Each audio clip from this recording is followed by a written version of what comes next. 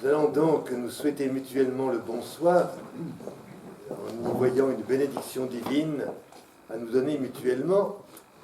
Et nous allons poursuivre notre périple spirituel, voire même mystique, que je vous propose de déployer cette année en raison de la semaine missionnaire, qui sera donc l'activité centrale de la paroisse au mois de mars prochain. Donc, de prendre acte de différentes facettes de l'expérience missionnaire telle qu'elle a pu se développer essentiellement à l'époque moderne, puisque la prochaine figure que je vous ferai découvrir, c'est Marie de l'Incarnation Guyard, une Ursuline, qui, cette Thérèse du Nouveau Monde, aura été en quelque sorte la missionnaire de la Nouvelle-France, c'est-à-dire du Canada actuel. Mais en attendant, nous allons placer notre soirée et notre rencontre sous le signe de Charles de Foucauld. Charles de Foucauld, il est connu au moins légendairement, et j'ai donné comme titre, comme intitulé à cette soirée, le vicomte, que dis-je, le vicomte au désert. Alors, le vicomte, oui, alors, vous me direz, ça a des allures de feuilleton ou d'épisodes de feuilleton, n'est-ce pas? Et ce ne serait pas faux, finalement, parce que, vous allez le voir, l'itinéraire de Foucauld lui-même a quelque chose d'un feuilleton extrêmement tourmenté, saccadé, avec toutes sortes de tournants, mais il faut en quelque sorte, c'est important, passer par toutes ces étapes entre lesquelles il aura slalomé toute sa vie durant, pour pouvoir comprendre cette ouverture finale qui aura fait de lui, pour notre très immédiate modernité, pour notre 20e et sans doute notre 21e siècle, une figure de référence. Là-dessus, je donnerai, j'allais dire, acte à Madeleine Delbrel, donc, qui a quelques enracinements dans notre diocèse de Nanterre. Madeleine Delbrel, qui est donc une des figures, nous en reparlerons à la fin de l'année, de, pourrait-on dire, l'épopée missionnaire moderne, j'allais dire, vouer une admiration sans borne au père de Foucauld. Pour elle, Foucauld était un modèle. Alors comprenons bien, non pas à reproduire, il ne s'agit pas de faire du copier-coller. Nous ne sommes pas à Tamanrasset, nous ne sommes pas dans le Hogar parmi les Touaregs. Nous sommes, dans notre modernité rueilloise, j'allais dire, affrontés aux problèmes, sinon de la modernité, peut-être même de la post-modernité. Je ne vais pas en discuter ce soir.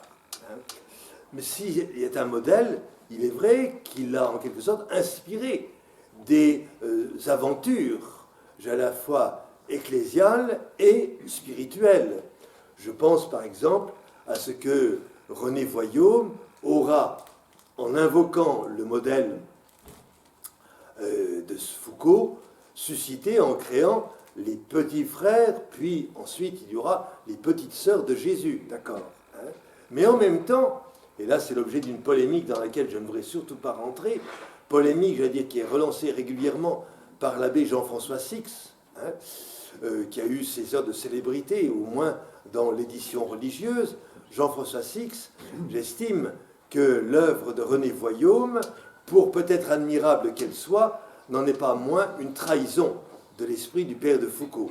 Et que bien plutôt que d'envisager la fondation, la création d'un ordre religieux, même avec ses affinités autour de la question de la pauvreté intégrale, en fait, ce qui était le projet de Foucauld, rappelle non sans raison Jean-François Six, c'était de développer ce qu'on appelle une sodalité, c'est-à-dire un ensemble de chrétiens qui se vouent dans le silence et la prière et l'offrande d'eux-mêmes, sans se connaître mutuellement, hein, en quelque sorte à ensemencer le monde contemporain d'une, je veux dire, d'une semence, oui, d'évangile. Hein. Et celui qui était le dépositaire de ce projet foucaldien de la sodalité, c'était alors le grand arabisant et islamologue Louis Massignon, un converti, hein, professeur au Collège de France, excusez du peu, prêtre de l'église grecque melkite, puisqu'il était marié, donc là il était susceptible de pouvoir en même temps recevoir Sépidouze, qui en quelque sorte avait autorisé, ce qui semblait quand même une sorte de privilège singulier pour cet homme, qui a donc œuvré entre le monde de l'Orient et de l'Occident, entre l'islam et le christianisme. Bon. Alors, voilà au moins deux voies qui paraissent non pas contradictoires, mais à tout le moins étrangères l'une à l'autre. Et alors, Madeleine Delbrel, qui, elle, de son côté, va proposer une autre actualisation, pourrait-on dire, de Foucault, de l'héritage foucaldien, elle dit que ce qui a été le génie de Foucault, ça a été d'accueillir le proche prochain et le monde entier. C'est sa formule. Bon. Et donc, on a condensé en quelque sorte cette formule à peine développée en disant qu'il est le frère universel. Ou alors, moi je préférerais pour ma part ce que François Sureau, avocat et écrivain, je vais dire foucaldien, je vais dire d'une rare profondeur, qui a d'ailleurs, je vous le recommande, publié un ouvrage sur Foucault chez Gallimard dans la collection Blanche, a appelé, non pas, si vous voulez, la fraternité universelle, hein, parce que les droits universels, on sait ce que c'est, et les difficultés que ça rencontre, mais il a parlé bien plutôt d'une fraternité des temps nouveaux. Donc là, nous avons un indice de nouveauté qu'il serait convenable de pouvoir honorer. Et c'est donc cette haute charité qui va en quelque sorte caractériser l'ambition, je dis bien l'ambition, parce que ne l'oublions pas, Foucault est un officier, il n'a jamais cessé de l'être. Donc, l'ambition de Charles de Foucault, à qui, disons-le, le martyre aura été refusé. Il est mort dans des conditions tragiques. Alors, bien sûr, dans sa présentation romanesque, je ne dis pas romancée, René Bazin, en 1921, a fait connaître la figure de Foucault à l'ensemble d'un public francophone. Et alors, disons, on a enjolivé sa mort accidentelle en faisant vraiment une offrande de soi, un martyr, ce qu'il n'a pas été. Hein. C'est-à-dire que, disons-le tout de suite, comme d'ailleurs François Sureau, on a apporté le témoignage, je vais dire, la démonstration dans le livre que je vous signalais, et qu'on retrouve, j'allais dire, pareillement étayé dans la toute récente biographie de... son nom m'échappe. Peu importe. Là, qui a été publié chez Salvatore, un gros volume de 700 pages. Donc, Foucault est mort accidentellement. Le jeune homme qui le gardait, j'allais dire, a pris peur quand il a vu des cavaliers français, des méharistes français arriver. Et donc là, mouvement de panique, un coup de feu, une balle perdue, elle n'était pas perdue pour tout le monde. Et là, je veux dire, c'est celle qui a tué, malheureusement, Foucault. Voilà. Mais en même temps, à partir de là, une légende, disons-le, s'est construite. Alors, plutôt que, si vous voulez, que de se mettre dans les pas de la légende, écoutons Madeleine Delbrel. Je extrais ce texte de son recueil intitulé « La joie de croire », qui aurait été publié en format de poche, comme vous le voyez, aux éditions du Seuil. Elle dit ceci. C'est à la page 42. Le père de Foucault nous apparaît comme enraciné au carrefour de la charité. Il ne refuse aucune des démarches de l'amour. Il soude dans sa vie ces deux extrêmes de l'amour, le proche prochain et le monde entier. Être un tendre frère, dit-il souvent. Ce mot tendre revient sans cesse, tout chargé d'humaine sollicitude. Être un sauveur, dit-il aussi, et ce mot pèse de tout son poids de rédemption. Il s'installe délibérément en vie de famille, véritablement vécue avec tout être humain qu'il rencontre. Et cette vie de famille sera le signe nécessaire d'une autre vie de famille, sans cesse approfondie, et de jour et de nuit, avec tous les hommes de la terre. Vivre cette double vie de famille, ce sera n'avoir pour clôture que des pierres posées sur le sable. Ce sera écouter beaucoup, et ce sera parler un peu. Ce sera donner sa ration de nourriture ou une leçon de tricot. emmener un chef touareg en France et s'enfoncer jusqu'à Tamanrasset, faire collection de poésie locale et soignée, vivre seul au milieu des musulmans et mourir tué par eux. Ce sera donné à chacun ce dont il a besoin parce que Jésus est essentiellement celui qui donne et que Charles de Jésus agit avec lui et comme lui. Ce sera ne pas avoir de programme comportant ce que l'on peut et ce que l'on ne peut pas faire. Ce sera être pour chacun ce que serait son tendre frère. Ce sera voir dans les pécheurs des frères insensés et leur garder la meilleure chaleur de notre cœur. Et tout en se livrant avec une générosité sans reprise à ces hommes qui l'entourent, ne pas se laisser annexer par eux, savoir qu'à travers eux, la charité fuse et explose dans le monde, prépare la grâce. Seigneur, faites que tous les humains aillent au ciel. Projette-t-il d'apprendre comme première prière au catéchumène qu'il n'aura jamais? Toutes les prières, toutes les pénitences de règles des petits frères du Sacré-Cœur sont prévues aux intentions du souverain pontife, c'est-à-dire à la taille même du monde. Du père de Foucault, nous avons appris que si pour se donner au monde entier, il faut accepter de rompre tout amarre pour se laisser mettre au large, il n'est pas nécessaire que ce large soit contenu entre les murs d'un monastère. Il peut tenir dans une clôture de pierre sèche posée à même le sable. Il peut tenir dans une caravane africaine.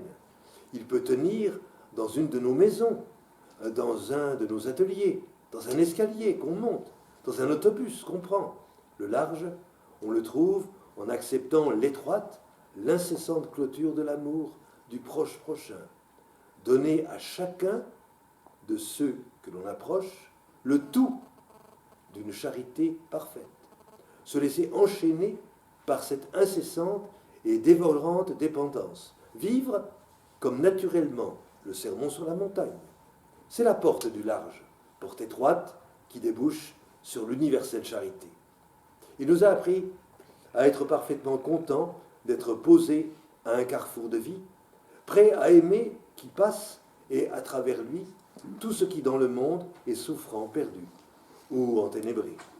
Il nous a expliqué que dans sa magnifique gratuité réside la souveraine efficience et que consentir à ne rien voir de ce que l'on fait, mais à aimer quand même et toujours, c'est le meilleur chemin pour sauver à coup sûr quelqu'un quelque part sur la terre.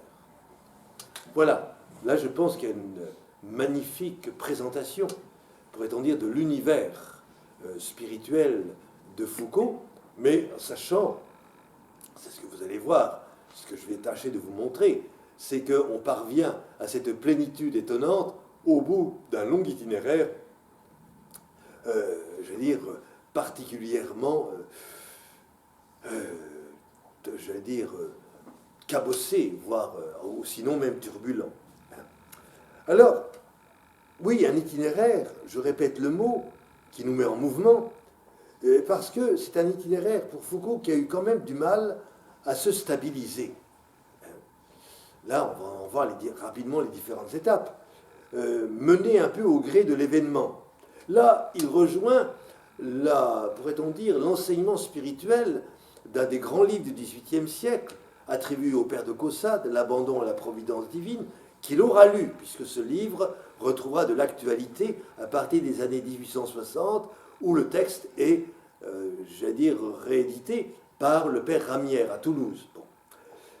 Mais tenez un exemple.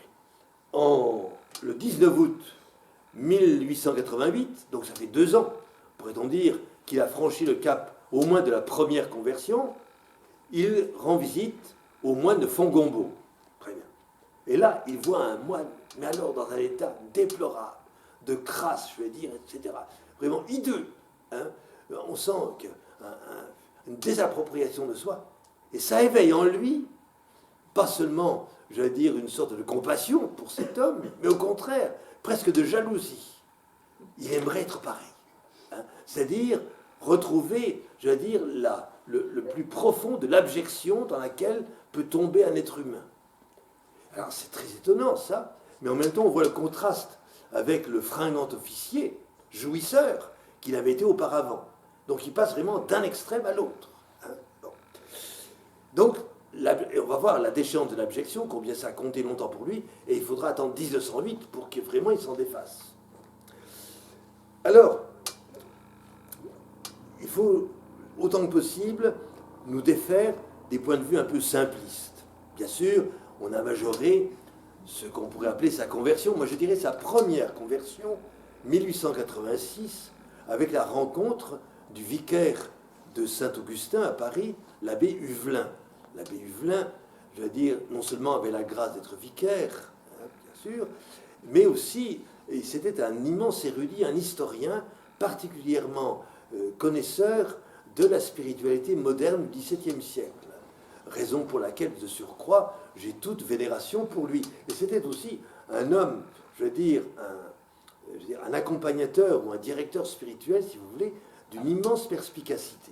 Et en même temps, d'une considérable patience, comme il l'a montré avec Charles de Foucauld, qui n'était quand même pas un dirigé si facile que ça. Bon. Alors, c'est donc vrai, c'est le premier pas, mais après, il faut une deuxième conversion. Toujours, toujours, toujours. Et là, je me référerai à un texte majeur du XVIIe siècle. C'est la doctrine spirituelle du père Lallemand, Louis Lallemand, qui était un des grands maîtres de la spiritualité, c'est un jésuite, de la spiritualité ignatienne. Il aura été le maître également des grandes figures mystiques ignatiennes du XVIIe siècle, le père Jean-Joseph Surin, mais ce n'est pas de lui dont nous parlerons ce soir. Or, le père Lallemand, dans ce fameux ouvrage, La doctrine spirituelle, alors je vous donne ces dates. L'allemand, c'est 1588-1635. Or, il y a une phrase de l'allemand qui avait été notée par Madeleine Delbrel. Elle lisait des livres spirituels, et quand elle cueillait quelques fleurs particulièrement savoureuses et odorantes, elle s'empressait de noter ça dans un carnet personnel. Bon. Et voilà et c'est tout à fait juste, si vous voulez. Voilà ce que disait le père Lallemand. Il s'agissait, comme son expression, de franchir le pas. Qu'est-ce à dire? Dans la première conversion, l'on ne cède que l'usufruit. Dans la seconde, on cède la propriété de son âme. Dans l'une, les fleurs et les fruits. Dans l'autre, l'arbre tout entier. Donc, je pense que nous devons nous situer, pour la plupart d'entre nous, entre les deux. Donc, l'itinéraire de Foucauld, ça va être le franchissement, la progression de seuil en seuil. Et ces seuils seront ménagés à d'occasions tout à fait fortuites. On pourrait reconnaître là, si vous voulez, ce qui est un des thèmes, je veux dire, importants dans la littérature spirituelle, c'est-à-dire ce moment opportun, cette bonne aubaine à ne pas laisser échapper, ce que Paul appelle dans la lettre aux Romains le kairos, le moment favorable. Et en quelque sorte, là, aussi discipliné qu'il puisse être notre Foucauld en tant qu'officier, qui n'a jamais, je le répète, cessé d'être, il se laisse quand même mener, mais il n'est pas tout seul dans la barque. Il y a son directeur, l'abbé Huvelin, qui est là quand même pour veiller au grain. Il se laisse mener par une logique, pourrait-on dire, de la contingence. Ce qui arrive, ce qui se manifeste, qui n'était pas forcément attendu par lui, et même ne l'était certainement pas, hein, et c'est une logique de l'événement. Hein, même si lui-même a envie de formaliser sa vie spirituelle dans un système. On le voit par exemple lorsque, dans les années 1890, il va vouloir mettre au point une règle pour une congrégation religieuse qu'il voudrait fonder. Ce qu'il ne faut surtout pas faire. Mais bon, si vous voulez, c'est vraiment l'officier dans l'attente d'état-major. On fait les plans sur table, etc. On dessine, etc. Ce qui va être la bataille, le cours des événements, etc. Et puis ensuite, la victoire qui nous est acquise. Je veux dire, quand on fonde une communauté, déjà, on laisse venir des disciples autour de soi, si c'est le cas, tant mieux. Et puis ensuite, on expérimente. Hein. On voit ce qu'il en est concrètement. Et puis, éventuellement, on pourra formaliser le fruit de cette expérience dans une règle écrite de manière à la transmettre aux générations qui vont suivre. D'accord. Mais malgré tout, c'est pas comme ça, en écrivant d'abord la règle, le règlement, si vous voulez, qu'on peut construire, j'allais dire, une communauté de vie consacrée, de vie religieuse. Alors, retenons rapidement les étapes clés de ce parcours. 1886, c'est donc la première conversion à Saint-Augustin, il a 28 ans. 1901, important, il est ordonné prêtre pour le diocèse de Viviers. Il a 33 ans. Pas pour rien, 33 ans, bien entendu. 1908, qui à mon avis, selon moi, est vraiment je ne suis pas tout seul à le penser d'ailleurs, est vraiment la date clé dans son existence. Et puis, on connaît tragiquement, la fin, 1916, quand il a 58 ans et qu'il est assassiné le 1er décembre. Le problème clé pour Foucault, le Christ, oui, d'accord. Mais que faire? Faut-il imiter le Christ ou suivre le Christ? J'ai l'air de préconiser, enfin de proposer, comme une opposition entre les deux termes, les deux expressions. Elles ont, je veux dire, dans la tradition chrétienne, je veux dire, non pas leurs avocats, on ne s'agit pas de les défendre l'une, je veux dire, au détriment de l'autre, mais en quelque sorte ceux qui ont expérimenté, qui en ont vu la profondeur et les valeurs.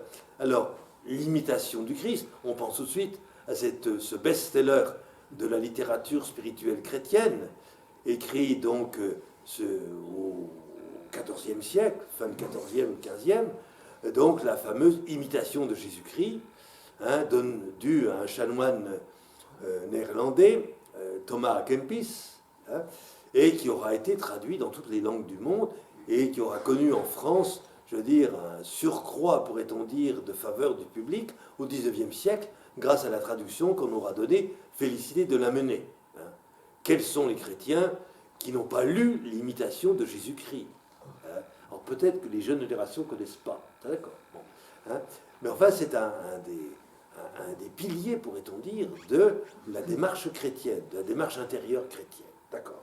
Et puis il y a suivre. Ah oui, mais suivre, ça se trouve en toutes lettres dans l'Évangile. Celui qui veut être mon disciple, qu'il prenne sa croix et qu'il me suive. Donc, vous avez imitatio Christi, je prends les termes latins, et puis vous avez sequela, suivre, sequela Christi. D'accord.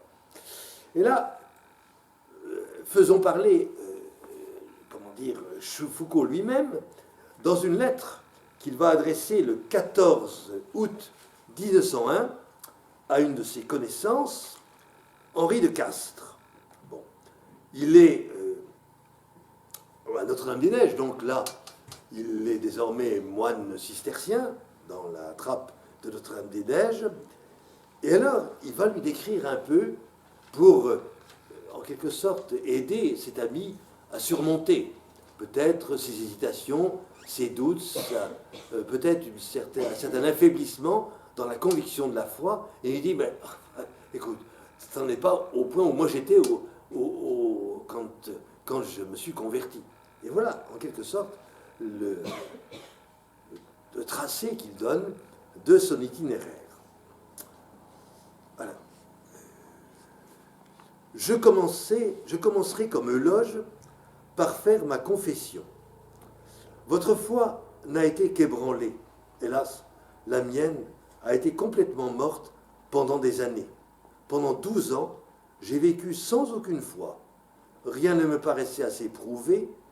La foi égale avec laquelle on suit des religions si diverses me semblait la condamnation de toutes. Moins qu'aucune, celle de mon enfance, me semblait admissible avec son 1 égale 3, donc la Trinité, que je ne pouvais me résoudre à poser. L'islamisme me plaisait beaucoup. Alors l'islamisme, comprenons, c'est la religion musulmane, ça n'a pas la même signification, le mot, dans notre langage aujourd'hui. L'islamisme, donc, il a été fasciné, si vous voulez, par l'islam, la religion du Dieu unique et transcendant, à qui on ne doit qu'obéissance. Bon, évidemment, pour un officier, ça se comprend, d'une certaine façon. Bon. Avec sa simplicité de dogme, ah ça oui, simplicité de hiérarchie, oui, puisqu'il n'y en a pas, simplicité de morale, mais je voyais clairement qu'il était sans fondement divin et que là n'était pas la vérité. Quand même. Une sorte de perspicacité, de flair, pourrait-on dire, d'intuition, qui l'empêche de céder à la fascination qu'il éprouve pour l'islam. Tu sais, se promenant comme explorateur, non sans danger, sans péril, au Maroc, explorant le Maroc, etc., il a vu quand même ce que c'était, que l'islam, non pas dans les livres, si vous voulez, comme un érudit, hein, mais vraiment dans la pratique quotidienne de tous ceux qu'il aura côtoyés. Et en plus, quand il sera bien sûr au Sahara, mais c'est plus tard. Bon. Les philosophes sont tous en désaccord. Je demeurai 12 ans sans rien nier, sans rien croire, désespérant de la vérité et ne croyant pas à Dieu, aucune preuve ne me paraissant assez évidente. Donc voilà, il est, pourrait-on dire, on ne va pas dire un rationaliste, mais c'est un esprit du XIXe siècle acquis, je veux dire, à la cause et à la légitimité de la raison comme capable d'apporter des preuves d'une démarche religieuse. Or, aucune religion ne peut se mettre sous la coupe, pourrait-on dire, d'une autorité de la raison, et donc, à ce moment-là, il reste en retrait, dans une sorte de position agnostique, pourrait-on dire aujourd'hui. Hein. Alors, il continue, et il va donc... oui, pendant que j'étais à Paris, faisant imprimer mon voyage au Maroc, donc un gros volume d'ailleurs, vraiment intéressant, je me suis trouvé avec des personnes très intelligentes, très vertueuses et très chrétiennes.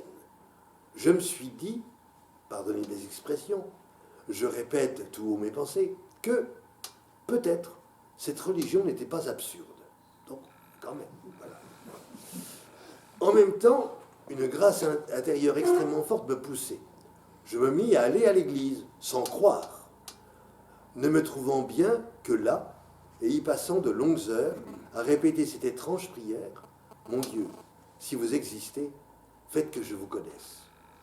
L'idée me vint qu'il fallait me renseigner sur cette religion, où peut-être se trouvait cette vérité dont je désespérais. Et je me dis que le mieux était de prendre des leçons. Comme j'avais cherché un bon taleb, c'est-à-dire un maître en arabe, pour m'enseigner l'arabe, je cherchais un prêtre instruit pour me donner des renseignements sur la religion catholique. On me parla d'un prêtre, voilà la Bible là, d'un prêtre catholique, très distingué, ça c'est vrai, ancien d'élève de l'école normale. Je le trouvai à son confessionnal et lui dis que je ne venais pas me confesser, car je n'avais pas la foi, mais que je désirais avoir quelques renseignements sur la religion catholique. Le bon Dieu qui avait commencé si puissamment l'œuvre de ma conversion, par sa grâce intérieure si forte, qui me poussait presque irrésistiblement à l'église, l'acheva. Le prêtre, inconnu pour moi, à qui il m'avait adressé, qui joignait à une grande instruction une vertu et une bonté plus grande encore, devint mon confesseur et n'a pas cessé d'être depuis 15 ans qui se sont écoulés depuis ce temps, mon meilleur ami. Alors voilà, maintenant, si vous voulez, le cap va être franchi.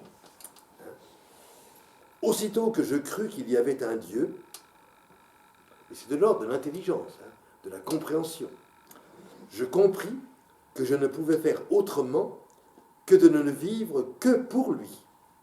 Ma vocation religieuse date de la même heure que ma foi. Dieu est si grand, il y a une telle différence entre Dieu et tout ce qui n'est pas lui.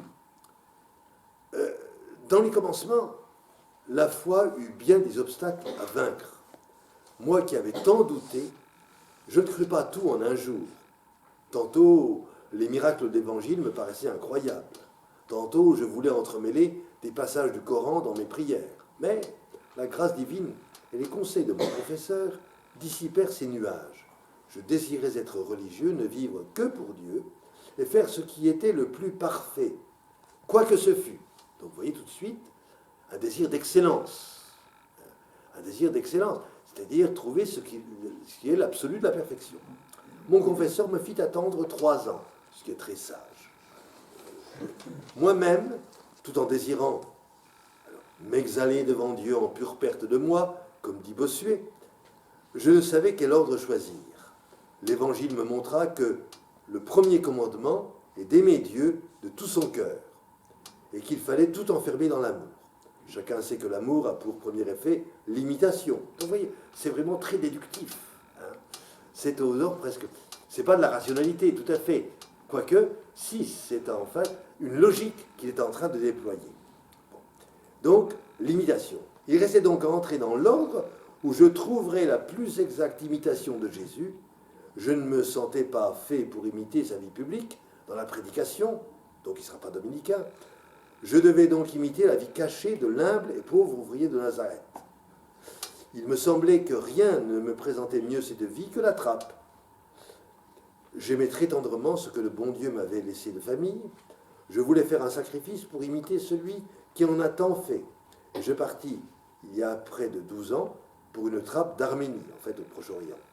J'y passai 6 ans et demi, puis, désirant, pour ressembler encore à Jésus, un dénuement plus profond, et une abjection, ah là voilà, une abjection plus profonde, j'allai à Rome et obtins du général de l'ordre la permission de me rendre seul à Nazareth et d'y vivre inconnu, du moins le croit-il, c'est une naïveté, en ouvrier de mon travail quotidien, puisqu'il va s'engager comme jardinier chez les Clarisses, qui, bon, elles ont une grandeur d'âme, et je veux dire une perspicacité d'intelligence.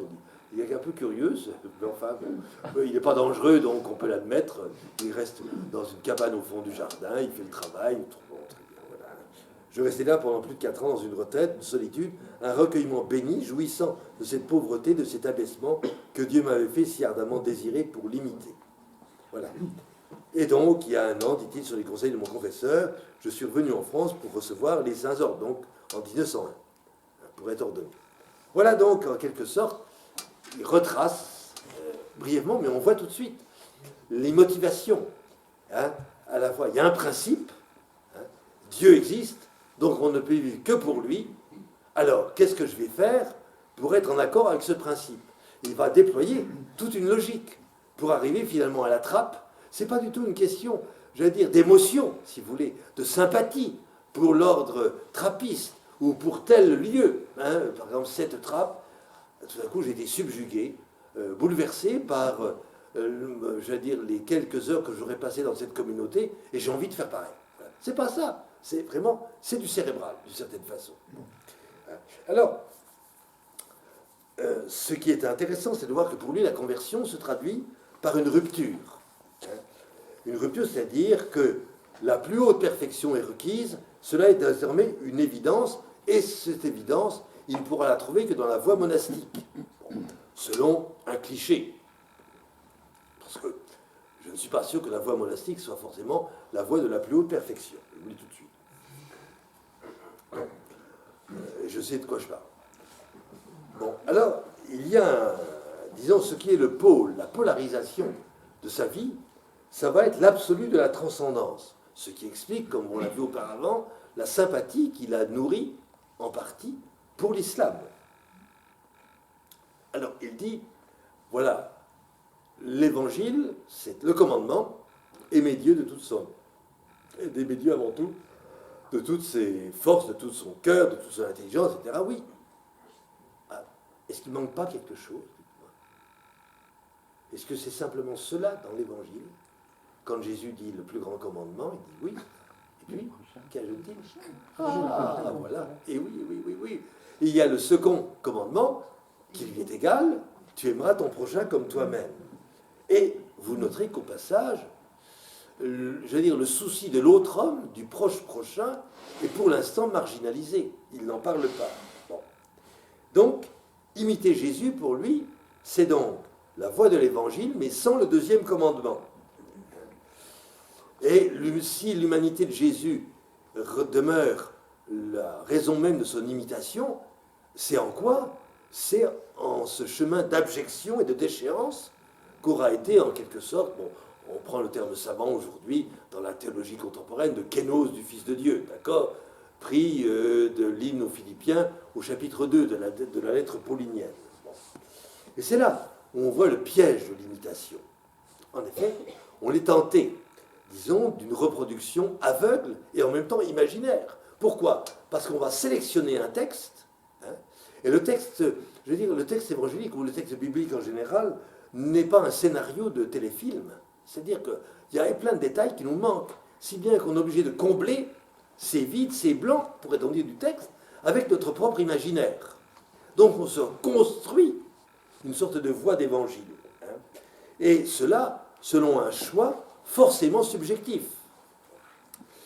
Donc, là, il va en quelque sorte viser, et c'est totalement imaginaire, là, ce qu'il appelle la chère dernière place. Il dit, moi je veux, comme dans la parabole de l'Évangile, vous savez, les invités à la noce, hein, quand tu es invité, ne va pas te mettre dans les premières places, parce que quelqu'un est plus important que toi va peut-être être invité, et le maître du repas te dira, mon ami, descends, hein, pour que l'autre puisse prendre ta place. Tu aurais l'air de quoi devant les autres? Donc, prends la dernière place, vaut mieux qu'on te dise, monte. Alors, il dit, je veux la dernière place. Et il mettra du temps à comprendre qu'elle est déjà occupée. Parce que c'est Jésus qui occupe la dernière place. Au mieux, Charles, vous pourrez avoir l'avant-dernière, mais pas mieux. Hein, non mais, si vous voulez, c'est important. Hein, parce que là, on sort, pourrait-on dire, d'une sorte d'imaginaire de la perfection. Et est-ce que imiter, dans les conditions qu'il va donc poser, est cela suivre Jésus? Et sur quoi insister quand on suit Jésus? Est-ce que c'est la déchéance de l'abjection qui est en quelque sorte la facette de la vie du Christ en sa passion, disons, qui serait prioritairement à imaginer, je veux dire donc à suivre en quelque sorte, à reproduire, à imiter, à vivre. C'est pour cela d'ailleurs qu'il va quitter la trappe ce qu'il appelle en Arménie, c'était en Syrie, la trappe d'Agbès. Pourquoi il va la quitter? Parce qu'il se rend compte que les moines, oh, c'est pas bourgeoisement, disons, mais enfin, ils ont des esclaves à leur service. Ah, ça, je ne comprends pas. Hein. D'où il dit, non, ça colle pas. Donc c'est pour ça qu'il demande la permission de vivre en solitaire, dans la pauvreté la plus absolue, hein, comme jardinier des Clarisses de Nazareth. Et donc, c'est dans cette façon de vivre une abjection, peut-être un peu tonitruante entre nous soit dit, enfin, cette abjection, c'est peut-être une manière de réprouver son propre passé de militaire brillant, hein, et jouisseur, et de déprécier, en se dépréciant soi-même, d'arriver à l'excellence. C'est très paradoxal, ça. Bon. Mais on voit quand même la charge à la fois affective qui est engagée, en même temps que le côté purement, je ne vais pas dire spéculatif, hein, c'est pas ça, mais le côté purement imaginaire ou spéculaire, comme diraient les psychanalystes aujourd'hui. En effet, le piège est là. Mon cher Charles de Foucault, tu t'aventures à vouloir imiter, à être au même niveau d'abjection que le Christ, hein, dans sa passion. Très bien. Mais est-ce que tu n'es pas en train de céder à ce que Thérèse d'Avila avait bien vu être le piège d'une voie de perfection, à savoir ce qu'elle appelait le point d'honneur, en bon espagnol qu'elle était. Hein. Le point d'honneur, c'est-à-dire que, mon amour-propre, je ne vais pas abdiquer.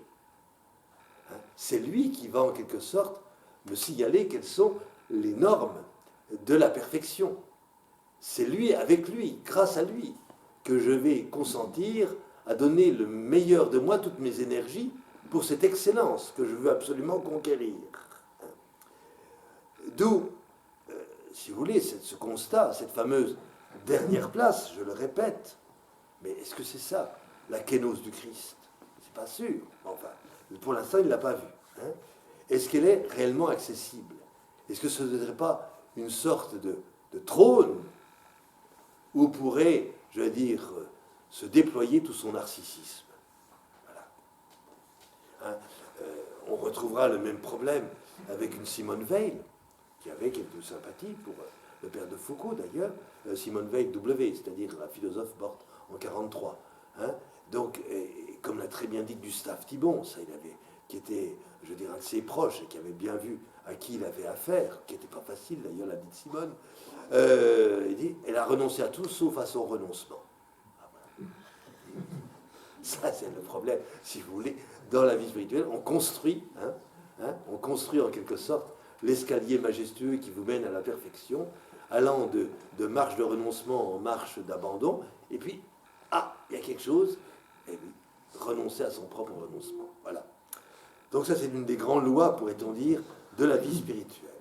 Alors, pour sortir quand même de ce porte-à-faux dans lequel il va vivre pendant maintes années, il y a une référence qui va s'imposer à lui, malgré tout, très étonnante, c'est l'évangile de la visitation. C'est-à-dire que il s'agit, dans la lecture qu'il donne de cet évangile de Saint Luc, hein, d'accueillir l'autre qui vient tel qu'il existe. Hein. C'est pas encore dit que c'est un frère, ça va venir. Hein. Et d'une cette manière-là, accueillir celui qui vient et qui forcément me dérange. Forcément, si je suis en contemplation dans le Saint-Sacrement, etc.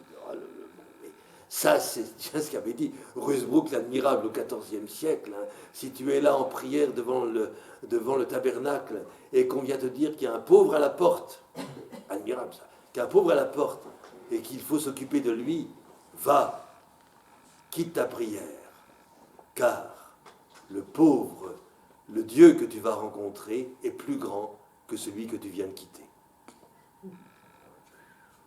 Ah oui. C'est là, et Rusbrook, je vous assure, c'était un homme de profonde méditation et contemplation, un des maîtres. Et j'allais dire, cette manière de dire des choses, le Dieu que tu vas rencontrer est plus grand que celui que tu viens de quitter. Voilà. Alors, là, il n'en est pas encore là, Charles de Foucault. Il n'en est pas encore là, bien sûr. Alors, c'est là où, comme il dit, rencontrer l'autre homme, surtout dérangeant, inévitablement, hein, ça m'a permis de sortir, c'est son expression, de ce nid si chaud, si moelleux, où je suis si bien. Voilà, voilà la vie contemplative. Hein. Ce nid si chaud, si moelleux, où je suis si bien. Bon. Notez la date de 1901, où il reçoit l'ordre de la prêtrise. C'est-à-dire que là, quand on est prêtre, que voulez-vous, il faut aborder le réel de l'autre qui vient. Hein. Vous ne pouvez pas vous planquer. Et ensuite, il y aura 1908, mais nous y reviendrons vraiment très en détail. C'est là où nous voyons fonctionner et s'épanouir le dynamisme de la conversion qui aura été commencé quasiment 20 ans avant, hein, en 1886. Il faut quitter l'imaginaire totalement irréalisable, qui serait celui de l'imitation, soi-disant, de Jésus-Christ, pour suivre le Christ. Et ce qui est intéressant, on le verra en détail en 1908, c'est que à ce moment-là, reviennent en lui, hein, mais sans qu'il s'en effarouche, tous les désirs qui étaient les siens, les goûts qu'il avait, les compétences qu'il avait acquises. C'est d'abord un officier, il faut le dire, et c'est un homme de grande culture. Hein, et il va montrer justement, non seulement ses appétences, mais ses compétences dans ces deux domaines. Et là, quand il sera au Hogar, donc à Tamanrasset, il s'agit d'accueillir l'autre dans ses besoins réels. Et c'est là où on voit l'ambiguïté. Oh, il est généreux, l'officier français. Hein. En effet, il réclame, je vous dirai, on lira de ses lettres, c'est absolument extraordinaire. Quand vous pensez que le père de Foucault qui est dans la pauvreté, vous verrez combien il aime le chocolat Van Houten. Il demande tant de bois. Non, mais c'est extraordinaire. Hein, donc, c'est très, très intéressant, si vous voulez. Heureusement, à l'époque, donc, non seulement ils n'avaient pas le téléphone, je le répète, ce qui est très bien, et surtout, ils ne tweetaient pas. Hein, et donc là, vous avez un certain nombre, là devant moi, de correspondances de Foucault. C'est extraordinaire, parce qu'on peut le suivre quasiment au jour le jour. Hein. Alors, donc là, si vous voulez, il va montrer donc ses compétences à la fois de linguiste et de lexicographe. Hein, je pense la fois prochaine, on travaillera l'une ou l'autre notice de son extraordinaire dictionnaire touareg français. Je ne sais pas si au point de vue de la scientificité lexicale, ou lexicographique plutôt, l'ouvrage est... il n'a pas été remplacé. Hein. Mais on sent, pour moi, c'est très paradoxal, le livre qui manifeste mieux la spiritualité de Foucault, c'est son dictionnaire. Hein. Parce que là, je dis, il ne dégouline pas de piété. Mais il met, sans le savoir, sans l'avoir voulu du moins, il met son cœur à nu. C'est très étonnant, très étonnant. Bon. On verra ça. Hein. Alors, donc, oui, alors, il donne des aumônes, etc., puisqu'il a plein de choses. Il fait venir de France, et puis, grâce à son ami Lapérine, qui est à quelques kilomètres et en câblure de là, il fait venir tout cela, et il distribue. Hein. Alors, évidemment, là, je veux dire, il est apprécié des indigènes, hein, des pauvres nègres du Sahara, comme ils les appellent. Voilà. C'est très colonial, hein. Il ne faut surtout pas s'en offusquer, c'était la mentalité générale à l'époque. Mais alors quand il n'a plus rien, c'est le problème de 1908, il n'a plus rien. Ah ben les gens s'en vont, il n'y a pas de raison qu'on s'en occupe. Hein. Donc là, tout d'un coup, elle se rend compte que cette sympathie qu'il attirait, c'était très intéressé. Bah oui, eh oui, les pauvres, c'est peut-être comme ça. Hein. Alors, donc, c'est ambigu finalement, cette générosité des aumônes. Bon. Ensuite, il va retrouver, je veux dire, la vérité de son propre désir. Et je vous dis, la manifestation de ce désir peut être inconscient. Allez, accordons ça à la psychanalyse. C'est justement le fameux dictionnaire et le recueil de poésie touareg.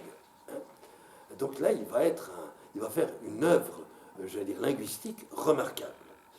Et puis, donc, il aura été auparavant, donc à la fin de sa vie, il va se trouver, quoiqu'il voyage énormément, même en étant à Tamanrasset, ça n'arrête pas de bouger. Auparavant, il aura été un explorateur, hardi, en s'aventurant au Maroc, sous un déguisement. Il aura été un géographe. Il a établi des cartographies, des cartes de ce Maghreb, absolument étonnantes, de précision. Voire même, il aurait été, par certains côtés, un scientifique. Voilà. Alors, essayons de retracer un aperçu biographique. Ça va? Vous suivez vous avez très bien. Donc, il est né à Strasbourg le 15 septembre 1858. Sa sœur Marie, qu'il chérit tendrement, naîtra 3 ans plus tard, donc en 1861, le 13 août. Bon. Strasbourg, pour lui, ça aura été une nostalgie désormais inconsolable. Pourquoi? Parce qu'en 1864, vous voyez, c'est peu de temps avec, le voilà orphelin de père et de mère. Et il est donc confié à son grand-père qui est un militaire en retraite, alors, dont on dit que c'était un homme faible.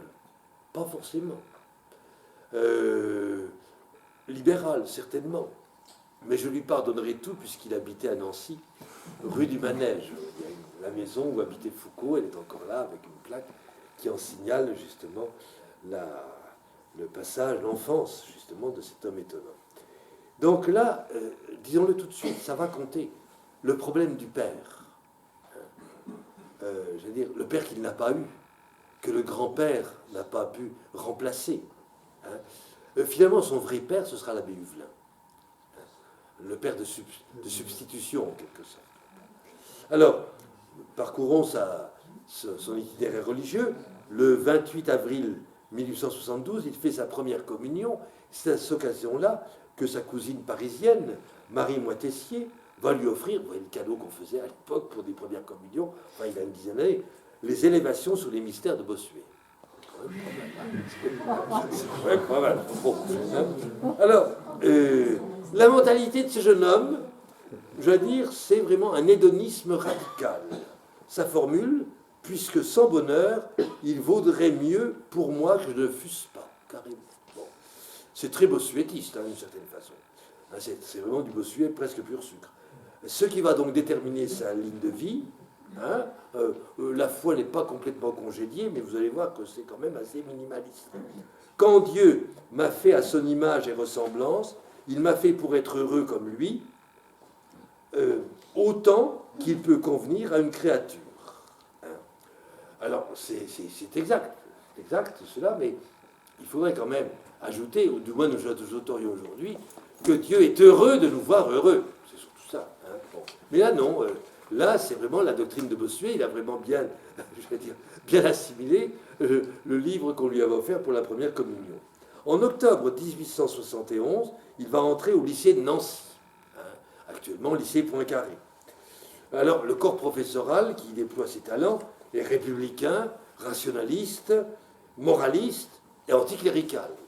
Je veux dire la totale, pour influencer un jeune homme. Mais, c'est à Nancy, dans ce lycée, qu'il va rencontrer l'ami de sa vie, un certain Gabriel Tourde, qui deviendra magistrat. Et l'intérêt, si vous voulez, c'est que là, grâce à Gabriel Tourde, nous avons une correspondance, donc de cette jeunesse, et des premières années dans la vie de Charles de Foucault. Il montre, que montre-t-il dans ses lettres qu'il va envoyer assez régulièrement? C'est que il est partagé entre la jouissance, qu'il veut absolument, je veux dire, la plus complète possible, et l'ennui, qui va bientôt, en quelque sorte, le morfondre. Alors, donc la jouissance, l'ennui, avec la nostalgie de Strasbourg. N'oubliez pas qu'à ce moment-là, Strasbourg est de l'autre côté de la frontière, hein, de la ligne des Vosges, là, qui n'est pas franchissable. Et puis, il manifeste quand même une espèce de goût précieux, presque décadent, d'un certain raffinement de vie.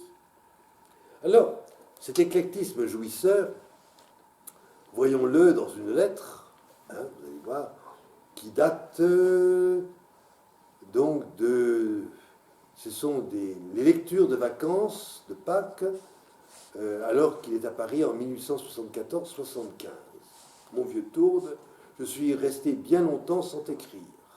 C'est que j'avais beaucoup à faire. Exactement. Alors, voilà. Et il dit ceci: je me réjouis furieusement de revenir pour quelque temps à Nancy.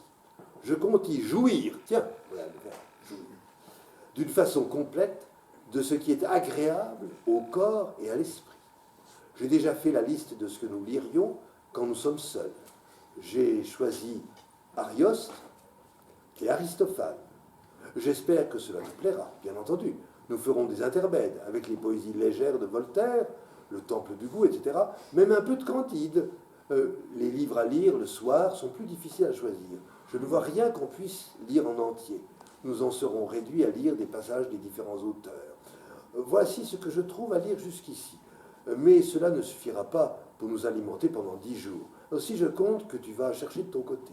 Alors, poésie légère de Voltaire, lettres persanes, voyage sentimental, Nibelungen, vous voyez, Scarron, son portrait, passage de l'Énéide, Gresset, passage. Hein, c'est vraiment des tout petits auteurs de rien du tout. Hein. Gresset, si, c'est un auteur, nous dit la notice, malicieux, hein, d'un poème et d'une comédie dite Le Méchant. Voilà. Rabelais, exploit de frère Jean dans le verger du couvent, débiteur et emprunteur, mouton de Panurge, l'éducation de Gargantua, les enfers tels que les a vus un compagnon de Pantagruel, etc. Erasme, ah oui, quand même. Mais quoi? L'éloge de la folie. Barriquet anecdotique. Chevalier sans cheval. Hamilton, chevalier de Gramont, passage. Chanson de Roland, en partie. Aristophane, passage. Tâche de trouver encore quelques ouvrages qu'on puisse lire. Malheureusement, nous n'en retrouverons jamais comme l'Iliade et Don Quichotte. Il n'y a qu'Arioste que j'aime autant qu'Homère. Et Don Quichotte. Et il ne faut pas penser à le lire. On ne pourrait pas lire 3 pages sans coupure. Bon, à bientôt donc, etc. Vous voyez à peu près. Bon, alors, c'est très cultivé comme vacances, hein, comme loisir. Hein. Mais enfin, il cherche quand même, c'est se distraire. C'est d'abord un loisir de jouissance. Malgré tout, juste après ça, l'ennui, vous disais-je. Ah oui, voilà l'ennui. L'ennui, c'est quand il est à Saint-Cyr, parce qu'il va rentrer donc, après ses études secondaires, à Saint-Cyr, et là, il s'ennuie. Il est toujours agréable de recevoir des lettres quand on s'ennuie, et je m'ennuie ici de tout mon cœur. Rien de nouveau à Saint-Cyr. C'est aussi monotone que l'an dernier, quoique un peu moins ennuyeux. D'abord, le travail à cheval est évidemment plus amusant que l'exercice à pied. Ensuite, nous avons moins à sticker nous-mêmes. Mais si notre condition a ses avantages, elle a aussi ses inconvénients. Le principal est qu'on nous punit beaucoup plus qu'on ne faisait l'an dernier. Voilà. Les cavaliers, surtout, sont foutus dedans comme des tambours, etc. Donc, vous voyez, c'est bien triste. Donc, voilà, Saint-Cyr, il va en concevoir, j'allais dire, une haine, j'allais dire, définitive de la caserne. Il ne supporte pas. Bon, hein. En même temps, la nostalgie, la quête toujours déjà de ce qui a toujours été perdu. On le voit, par exemple, dans cette lettre du 5 février 78 à Saint-Cyr, donc écrite à Saint-Cyr. Voilà, je me revois dans ce temps où nous commencions à penser et à devenir hommes, me promenant avec toi à la Pépinière. La Pépinière, c'est le grand parc de Nancy, près de la place Stanislas. Voilà. Au printemps, causant et lisant, nous étions si heureux, si tranquilles, si insouciants. nous étions aussi confiants dans l'avenir. Toi ailleurs, toi, tu es encore heureux, tu te promènes encore à la pépinière quand il fait beau. Mais ce n'est plus la même chose. Tu n'y vas plus seul avec moi, aux heures tranquilles, dans les allées solitaires. Tu y vas avec des bandes de camarades et de femmes, dans les grandes allées, aux heures de musique, au milieu du bruit et de la gaieté. Et toi aussi, tu es entré dans une nouvelle période de ta vie. Et je te promets, tu perds au change. Seulement, tu as un bonheur. C'est que, quand tu seras fatigué de t'amuser, tu te retrouveras comme avant, au milieu de ta famille, et tu pourras, comme autrefois, vivre heureux et tranquille avec tes parents et tes livres. Ah ouais, moi, il n'y en a pas de même. Donc, vous voyez, là, on sent bien, on ne va pas dire de jalousie, mais quand même un grand regret. Si vous voulez, il y a cette période bénie, hein, quand il pouvait se promener à la pépinière. Ça, je comprends. De ce côté-là, je l'ai fait aussi. Bon. Alors, que dire encore? Oui, il y a quelque chose d'irréversible dans le cours du temps. Là, cette expérience du temps. Et on le voit, par exemple, quand il est obligé de déménager sa bibliothèque. Ça, je comprends tout de suite la difficulté de la chose. Je dis, voilà ceci. Donc, voilà, il va passer à Nancy au mois de journée. Ce sera bon de causer aussi librement comme autrefois. Pour moi, il y aura longtemps que je n'aurai passé un moment aussi agréable. Ce sera si bon de causer ainsi. Mais, malgré leur charme, quelle différence entre ces moments et ceux d'autrefois. Où sont ces douces soirées que nous passions au coin du feu, près de grand-père, tranquilles et heureux? Maintenant nous serons seuls, là-haut, pendant la nuit, assez tristes l'un et l'autre probablement. Malgré cela, je m'en réjouis bien et je compte sur toi. N'aie pas peur du froid. Il y aura des couvertures pour l'extérieur et toutes sortes de boissons et de comestibles pour réchauffer l'intérieur. Je m'aperçois que je t'en ai écrit bien long. C'est vrai, ça fait au moins 3 pages. Enfin, j'espère que tu ne te trouveras pas mauvais et que cela ne t'empêchera pas de me répondre. Tu sais combien tes lettres me font toujours plaisir. Tout à toi, Charles. Donc voilà, après le grand déménagement de la bibliothèque, il pense quand même passer des soirées agréables. Alors, ce qu'il recherchait, une sorte d'idéal philosophique, ce que les anciens appelaient la tranquillitas animi, la tranquillité de l'âme, serait-elle donc impossible à acquérir, si bien que c'est un passage un peu étonnant, là où on voit en quelque sorte la distance qu'il prend avec une vie chrétienne, où il se gausse en quelque sorte des fins dernières. Bon. Alors, il me semble que nous menions alors une vie aussi douce que celle des Champs-Élysées. Entendu comme le séjour des morts, hein, vous savez. C'est ainsi que je me représente les Champs-Élysées de Fénelon, que j'aime mieux que ceux de Virgile. Oui. Fénelon, donc que j'aime mieux que ceux de Virgile, il me semble que c'est un beau jardin, grand jardin anglais, où il fait beau et frais, où il y a de grands arbres, de belles pelouses et beaucoup d'eau.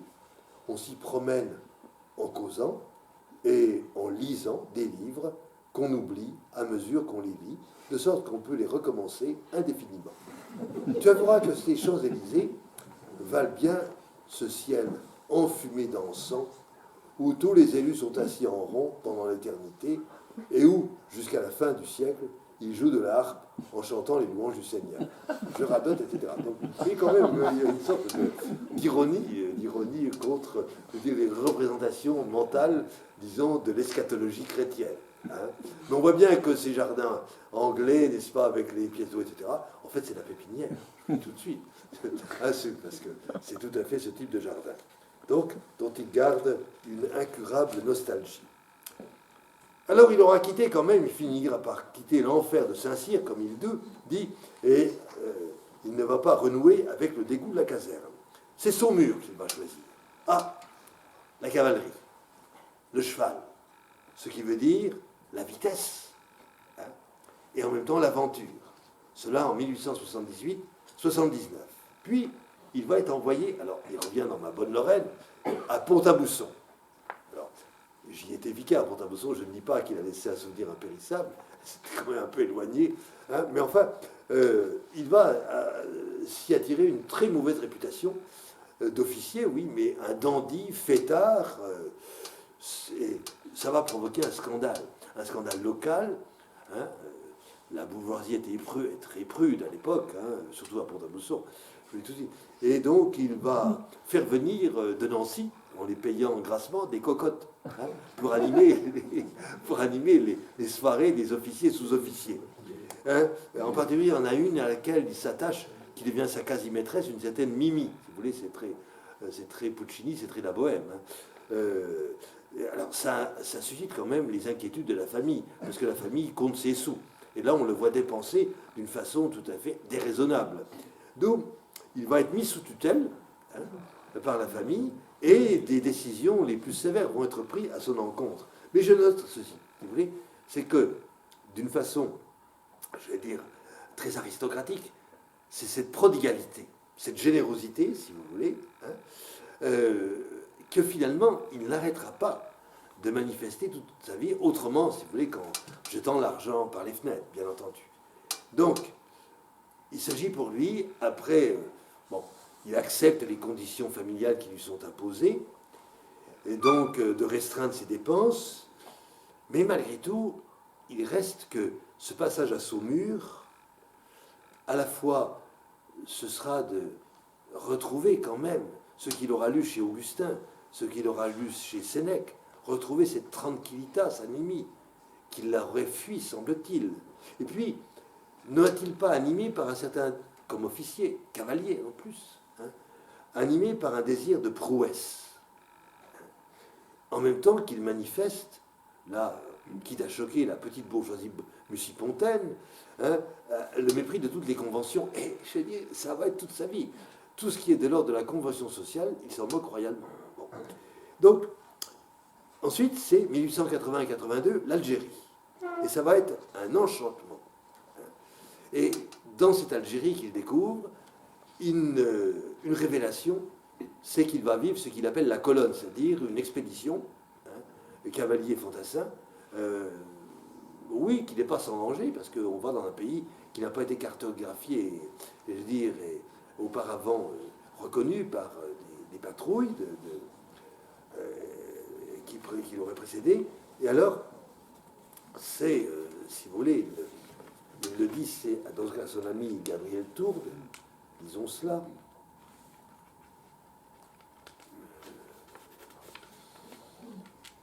Voilà. À peine. Voilà.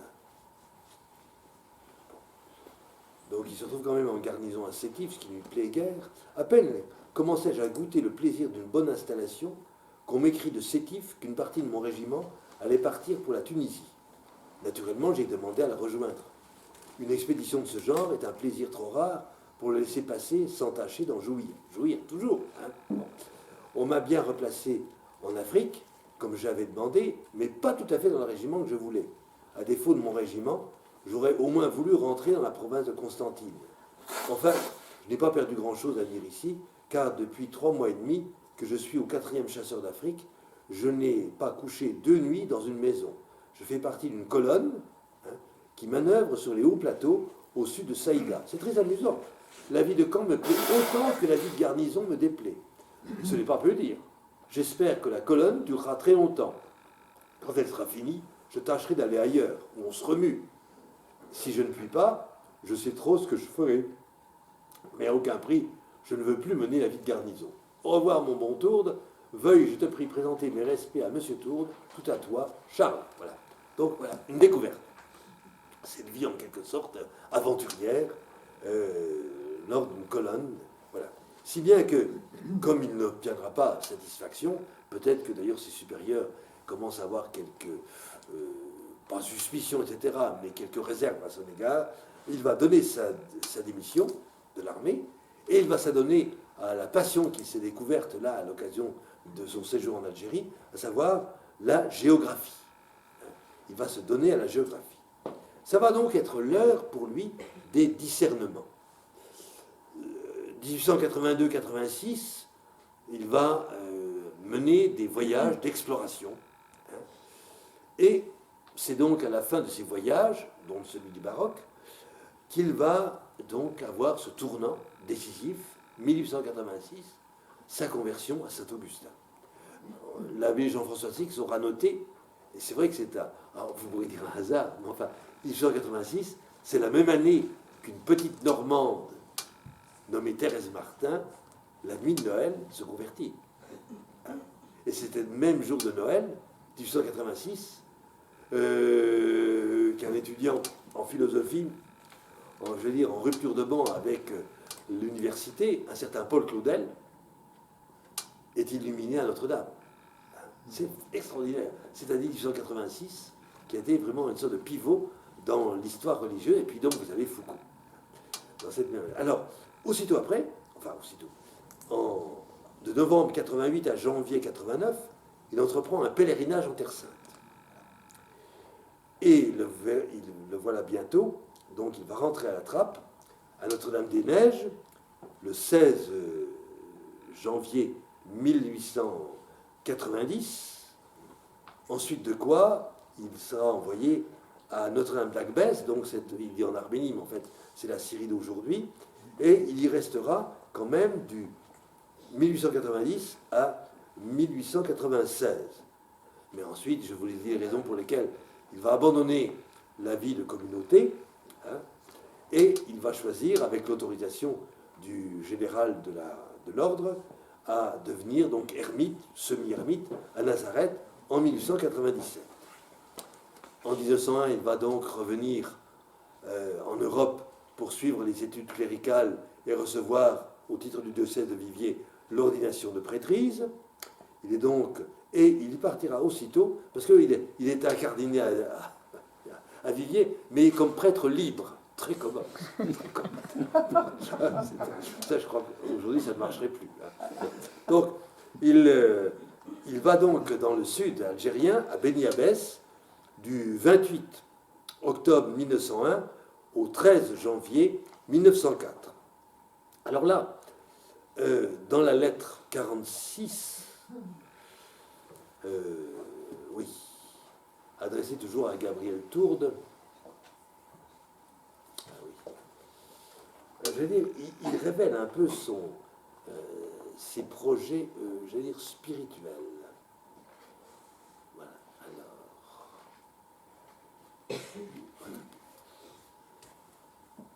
Voilà. Donc, il est ermite à Beni Abbès. Depuis ma dernière lettre, datée de Rome, j'ai passé 4 ans ermite en Terre Sainte, vivant le travail de mes mains, comme Jésus, sous le nom de Frère Charles, inconnu de tous et pauvre et jouissant profondément de l'obscurité, du silence, de la pauvreté, de l'imitation de Jésus. Inconnu de tous et pauvre, pauvre oui, inconnu de tous, non. Tout le monde savait qu'il était là, à Nazareth. L'imitation, voilà, nous dire voilà, est inséparable de l'amour. Tu le sais, quiconque aime veut imiter, c'est le secret de ma vie. J'ai perdu mon cœur pour ce Jésus de Nazareth, crucifié il y a 200 ans, et je passe ma vie à chercher à l'imiter autant que peut ma faiblesse.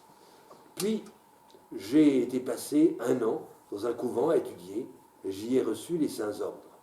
Prêtre depuis le mois de juin dernier, je me suis senti appelé aussitôt à aller aux brebis perdues, aux plus perdus, aux âmes les plus abandonnées, les plus délaissées, afin d'accomplir envers elles ce devoir de l'amour, commandement suprême de Jésus, aimez-vous les uns les autres comme je vous ai aimé. Donc vous voyez à ce moment-là que ce qu'il disait dans la lettre à Henri de Castres se trouve en quelque sorte modifié.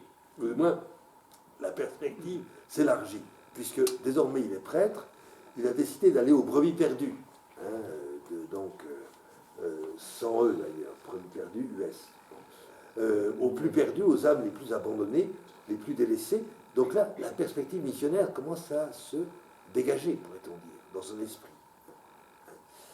Et donc, il cite donc l'évangile de Jean, c'est à cela qu'on reconnaîtra que vous êtes mes disciples. Sachant par expérience que nul peuple n'était plus abandonné que les musulmans du Maroc, du Touat, du Sahara algérien, il y a 13 prêtres pour un diocèse, 7 ou 8 fois grand comme la France, et 12 à 15 millions d'habitants au moins.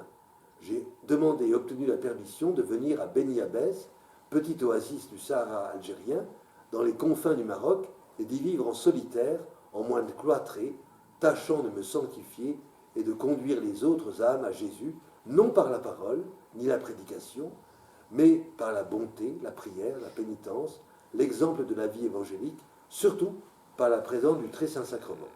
Alors il décrit, c'est presque romantique, dans un vallon solitaire, à quelques centaines de mètres de l'oasis, je cultive un peu d'orge et quelques arbres. Sur un rocher qui le domine, un humble oratoire et une cellule plus humble encore sont la maison du bon Dieu et l'abri de son serviteur. Cher ami, si ton cœur te disait de me faire une visite, tu sais avec quel bonheur je t'embrasserai et partagerai avec toi la cellule. On te servira le plus beau pain d'orge et les plus belles dates, et on causera du passé, du présent, plus doux encore, et de l'avenir encore plus suave. Ah, oui. Oui, on parlera du passé, mais plus, j'allais dire, marqué par la nostalgie. Non, on parlera du présent, la douceur du présent, et de la suavité de l'avenir. Ah, voilà. Donc, à dire, voilà une nouvelle conception, une nouvelle vision qu'il a du temps qui s'écoule. Très, voilà l'effet de la conversion. Je suis heureux, très heureux, extrêmement heureux, bien que je ne cherche en rien le bonheur depuis bien des années. Enfin, t'as compris, s'ils n'avaient pas à chercher le bonheur, ils y venaient tout seuls. C'est quand même très important. Alors, donc, on sent bien la folie de son désir d'imiter Jésus, donc de se mettre à l'école de Nazareth. Mais le problème, c'est quel Nazareth? Est-ce que son Nazareth n'est pas un Nazareth imaginaire? En même temps, je vous l'ai fait remarquer, l'ambition pastorale qui va désormais s'inscrire dans sa ligne de vie. Et puis, il va constater que finalement, pour le mieux vaincre les difficultés, ce serait en fait de projeter une fondation monastique, mais adaptée à cette vie d'extrême pauvreté du sud algérien, du sud saharien. L'idée lui en vient en 1893, et en 96, il va donc rédiger, ce matin, il commence à rédiger la règle. Bon, ce, je le répète, il ne faut pas faire. 1903, il a un projet, je veux dire, d'évangélisation au Maroc. Et il est prêt à accueillir, pourrait-on dire, des disciples qui viennent avec lui. 3 conditions. Vous savez pas lesquelles? Prêt à avoir la tête coupée, prêt à mourir de faim, et 3e condition, lui obéir à lui intégralement, malgré son indignité. Mais c'est l'officier. Ça, je dis, c'est l'officier. Bon, alors, autant dire que ça n'a pas eu de retombée. Il n'y a pas eu de... En juin 1903, il se rend compte que ce projet marocain, finalement, n'aboutira à rien. Et alors, il veut rebondir, si vous voulez. Il n'est jamais, je veux dire, en mal de trouver, je veux dire, une manière de déployer cette ambition pastorale et missionnaire qui s'est dessinée à lui juste après sa prêtrise. On va aller évangéliser le pays Touareg. Il en parle à l'abbé Huvelin, à l'évêque du Sahara, Monseigneur Guérin, et également à son ami l'officier de collège, Lapérine. Et à Huvelin, il dit ceci. Donc c'est dans sa correspondance.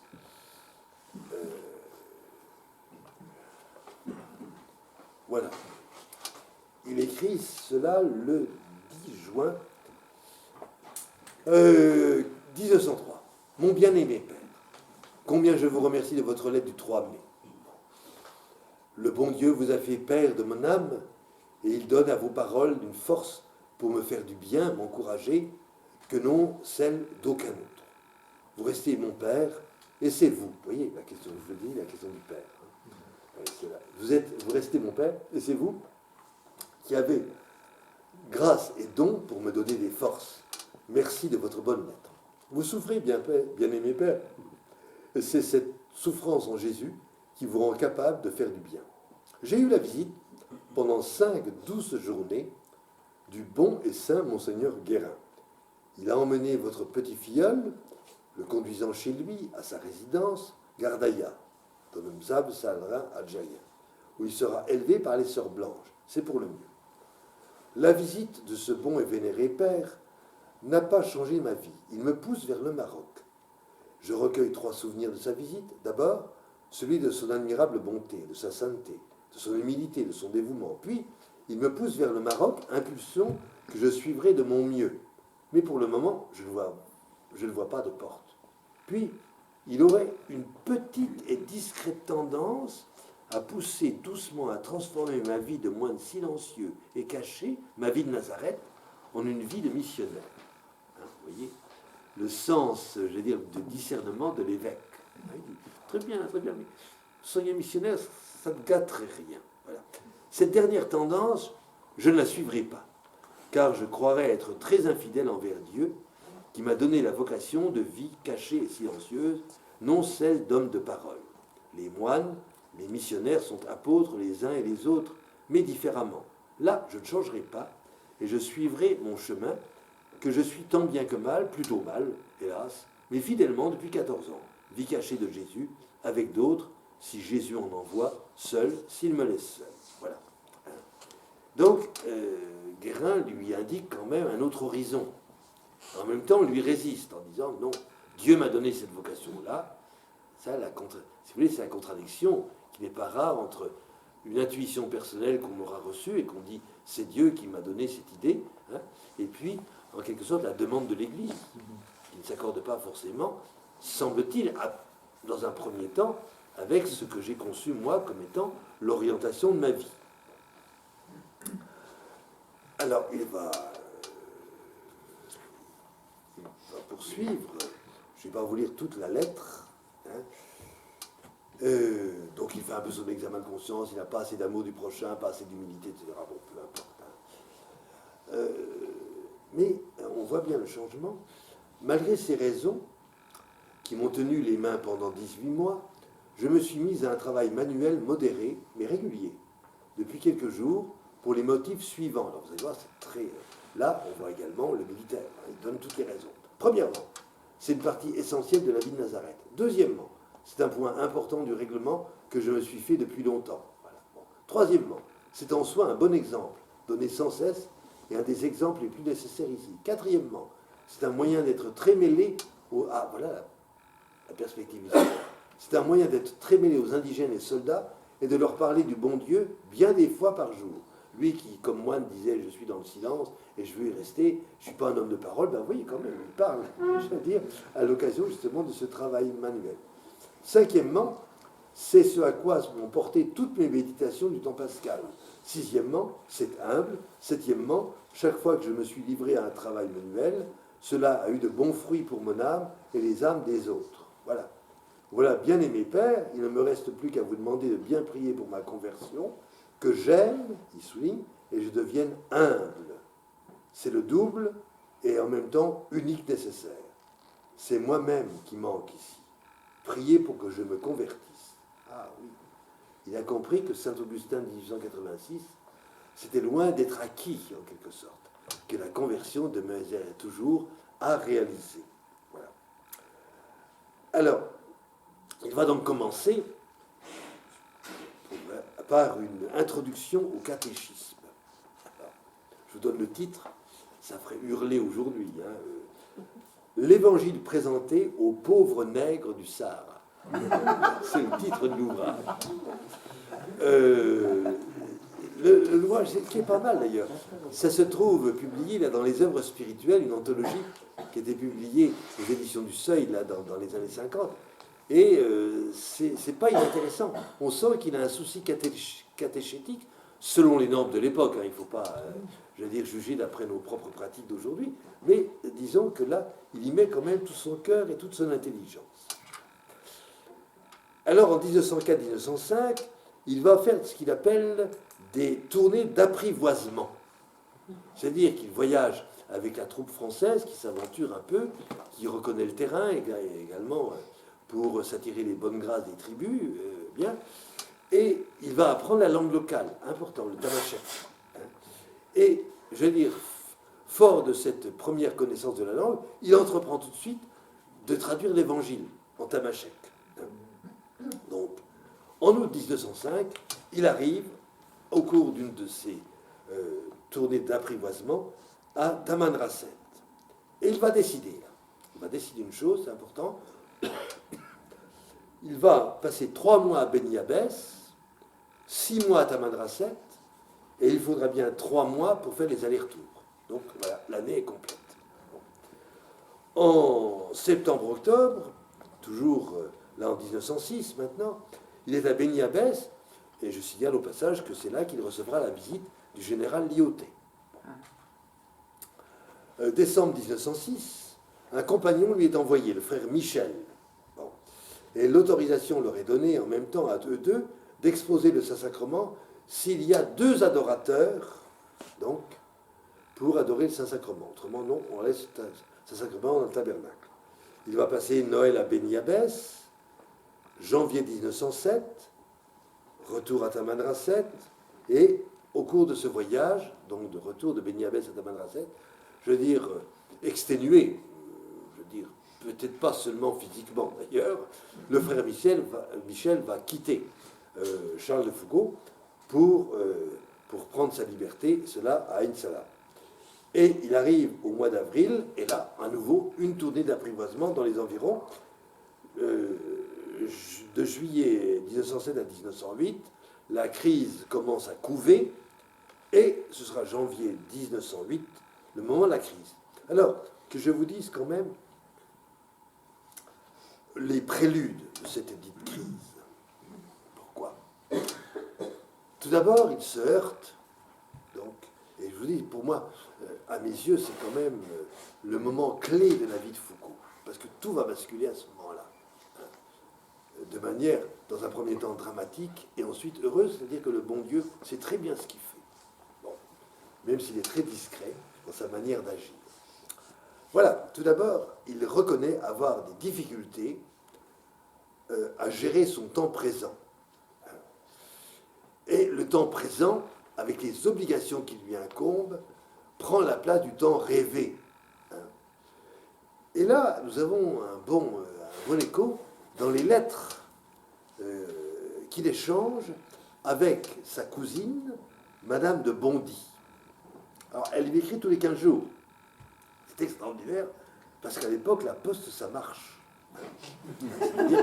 Non, mais c'est-à-dire que les choses, c'est absolument étonnant de voir comment... alors, ça met à quelques jours, hein, mais comme aujourd'hui. Et je veux dire qu'il y a vraiment un flux, j'allais dire, épistolaire constant entre Tamanrasset et la France. Alors, que lui dit-il le 14 janvier 1905, page 133 de cette correspondance qui, hélas, n'a pas été... qu'est-ce que je dis, le 14 janvier?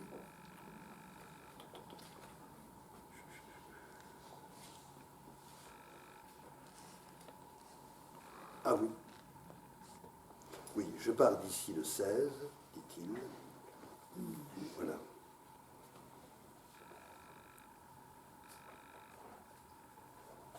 Ah oui. Le 31 janvier est donc à Beni Abbès. Je suis arrivé ici à très bon port, bien portant, mais un peu fatigué. Fatigue qui se produit par des névralgies, maux de dents qui m'ahurissent. Je reviens ici, sans intention de nouvelle absence, avec grand désir surtout de ne pas en faire de nouvelles, avec grand désir que les pères blancs puissent faire à l'avenir ce que j'ai fait cette année, avec grand désir de rester dans cette chère fraternité à laquelle il ne manque qu'une chose, des frères. Voilà. Au milieu desquels je puisse disparaître dans le silence et la solitude. C'est comme je veux une fraternité, mais il n'y a pas de frères. Et s'il y avait des frères, je pourrais disparaître dans la solitude. Non, mais vous riez, mais en même temps, on voit comment, je veux dire, il est travaillé, qu'il y a des choses totalement contradictoires dans ses projets de vie. Étant seul, voilà le problème pour lui. Il faut à tout instant courir à la porte, répondre, parler, que la volonté de Jésus se fasse. Voilà. C'est très, moi j'aime bien ces passages-là parce que ça ressemble à la fin d'un texte de Madeleine Delbrel, intitulé Nous autres gens de la rue, hein, où elle dit à la fin, on sonne à la porte, vite, allez accueillir Jésus. Le téléphone sonne, vite, répondre au téléphone. Hein. Donc là, en quelque sorte, cette immédiateté joyeuse de Madeleine Delbrel, je veux dire que je ne la partage pas toujours, hein, pour ma part. Je suis souvent c'est le téléphone. Mais heureusement, on a des répondeurs qui nous protègent maintenant. Hein. Donc, je veux dire, voilà, c'est-à-dire que le temps présent est sans arrêt haché par la venue de l'autre. L'autre arrive. Donc, et voilà. Marie-Noël sera pareil, hein, dans sa bonne ville d'Auxerre. Hein, surtout, Seigneur, faites surtout qu'il ne vienne pas, qu'il ne reste pas, qu'il ne reste pas. Le voilà. Mais je vous en prie, asseyez-vous. Bon, voilà, on va dire que là, en ne disant pas que c'est de l'hypocrisie, disons que c'est de la politesse. Voilà. Alors, ça c'est la première chose. Ensuite, ces hésitations qu'a introduites en lui Monseigneur Guérin. Faut-il être moine ou être prêtre, c'est-à-dire missionnaire, hein? Alors, Lapérine, son ami Lapérine, va lui proposer d'accompagner une mission au printemps de 1905, la mission d'Ino. Hein? Mais est-ce que j'ai le droit? Est-ce que ça correspond tout à fait? Alors là, il va consulter son évêque. Il va consulter Monseigneur Guérin, qui lui-même, je vais dire prudemment, va interroger l'abbé Huvelin, si vous voulez. Donc là, alors, vous voyez, ça, c'est sa correspondance avec son évêque. Alors, il va donc, c'est page 335.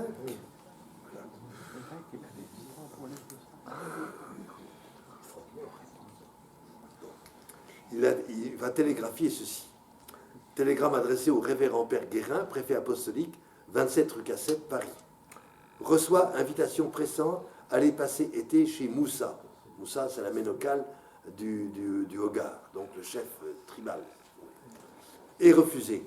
Si jugé que doivent accepter, consulter Huvelin et télégraphier immédiatement lieutenant Lachaud, bureau arabe, Tarit, Charles. Voilà. Et alors, là, c'est donc le 15 avril à 3 heures. Le 19 avril, à 8h40 du matin, télégramme militaire pour Tagrit, lieutenant Lachaud, bureau arabe, Tagrit, Ounif. Veuillez faire suivre à De Foucault. Inclinerions à accepter invitation. Vous laissant libre toutefois, apprécier opportunité d'après circonstances. Religieux respect pour vous-même. Guérin. Voilà. Donc l'évêque lui dit, allez-y. Et alors, l'évêque ensuite va lui envoyer le 21 avril une lettre, c'est le jour du vendredi saint d'ailleurs, où il va détailler en quelque sorte les motivations qui lui suggèrent, je veux dire, une acceptation tout à fait positive. Vous m'avez en effet posé par télégraphe une question à laquelle j'ai moi-même répondu par la même voie, et peut-être êtes-vous déjà occupé à lui donner un accomplissement immédiat. Malgré cette incertitude et comptant que ces lignes vous trouveront encore à Beniabès, je tiens à vous expliquer le sens de ma réponse. Aussitôt après avoir reçu votre dépêche, j'allai voir le lendemain le cher abbé Huvelin. Je lui rappelai quelles étaient les idées diverses que nous avions échangées ensemble à Gardaïa, les réflexions que vous aviez faites durant votre retraite, ces résolutions auxquelles vous étiez arrivés. Plutôt rentrer à Beniabès et y demeurer pour faciliter le recrutement des petits frères, si Dieu le veut. Donc ces fameux frères qui ne sont pas là. Hein, y demeurant jusqu'à ce que la volonté du bon Dieu se manifestât visiblement dans une autre direction. Cette résolution nous a fait dire, pour notre cher ami, nous serions heureux de le voir demeurer à Beniabès, dans sa solitude, près de son tabernacle. Mais aussitôt, votre cher abbé Huvelin, se mettant à un autre point de vue et m'interpellant, me disait « Et pour votre mission en général, pour le développement de l'apostolat dans votre préfecture, que pensez-vous » Donc, c'est le point de vue de l'Église. Ce voyage ne devrait-il pas à nouveau être très utile, immédiatement, par le nouveau contact qu'il établirait entre un prêtre et les indigènes de toute cette région, comme aussi par la nouvelle visite d'un prêtre dans toutes ces garnisons, et pour plus tard, par les nouveaux renseignements de toutes sortes, linguistiques, ethnologiques, etc., qui seraient recueillis et qui compléteraient, modifieraient ceux qui ont pu être déjà recueillis. Et ces diverses réflexions nous faisaient déjà pencher pour l'affirmative. D'ailleurs, me disait le cher abbé, Charles est demandé instamment prier, qu'il parte donc, à la grâce de Dieu, ou tout au moins, laissons-lui la liberté d'apprécier lui-même les circonstances sur place. Nous sommes si loin de lui, et avec si peu de renseignements, mais manifestons que cette pensée de nouveau voyage ne nous est pas désagréable, que nous y inclinerions même volontiers. Voilà. Cette manière de voir a été complètement partagée par le cher père Voyard. Voyard est un père blanc. mais j'allais dire nourri de spiritualité ignatienne, hein, et que j'ai eu l'occasion donc de voir le lendemain à Bordeaux. Lui, il aurait été même encore plus catégorique. Ce qu'il faut considérer seulement, me disait-il, c'est ce qui peut procurer la plus grande gloire de Dieu. Ah oui, voilà, ça c'est la formule du jésuite. Hein. Sa prière dans la solitude est incontestablement plus douce que cette nouvelle existence en voyage perpétuel. Mais il semble qu'il y aura là, dans les circonstances présentes, un plus utile travail de mission. Par conséquent, ne pas craindre de proposer courageusement ce nouvel effort si toutefois, ajoutait-il, des considérations d'autre nature ne viennent pas modifier cette première conclusion, ce qui ne peut se juger que sur place d'après les circonstances. Et voilà, en quelque sorte, ce triple avis, l'évêque d'Hérin, le directeur spirituel et, disons, le père Voyard, au nom d'une vision, j'allais dire, ecclésiale, ad maiorem Dei gloria. Donc, il va partir. Et il exprimera également la même chose dans les lettres qu'il adresse le 13 juillet et le 6 août 1905 à Madame de Bondy. C'est cette occasion qu'il va négocier avec l'aménocal du Hogar, donc le chef tribal, Moussa Ag à Mastan. Ça se passe bien, hein, si vous voulez, mais on verra en 1908 qu'il révisera un peu son jugement. Et il fait le choix de Tamanrasset, hein, comme lieu en quelque sorte d'implantation. À ce moment-là, comme il le dit à Madame de Bondy, en septembre 1905, donc, page 143, c'est donc son premier séjour.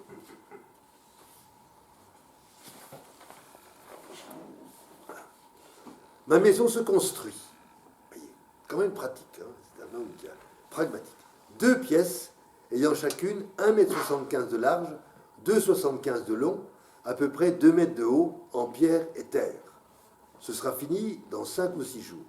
On construira ensuite une hutte en roseau, qui sera le parloir, réfectoire, cuisine, chambre de Paul, c'est donc l'indigène qui est à son service, hein, qui va être baptisé, lieu d'hospitalité, pour la sûreté du très Saint-Sacrement, je dormirai près de lui.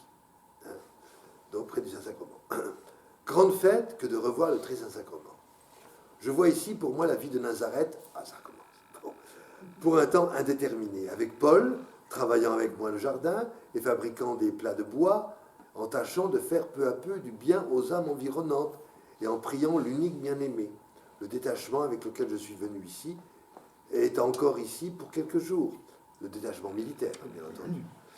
Puis je resterai seul, heureux, très heureux, d'être seul avec Jésus, seul pour Jésus. Oui, mais enfin, t'as tous les gens qui sont autour, c'est ça que tu oublies. Hein. Bon.